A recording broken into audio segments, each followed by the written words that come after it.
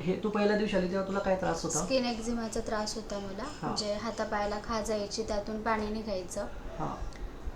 तर मग पुष्कळ म्हणजे 3-4 तज्ञ डॉक्टरकडे फिरले, पण काही रिझल्ट नव्हता.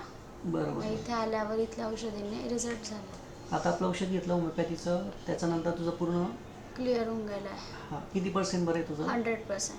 आणि तेव्हा ते कोणते पदार्थाने तुला ॲलर्जी होती ना, तेव्हा डॉक्टरांनी सांगितलं होतं आणि तुला स्वतः अनुभव पण आले होते.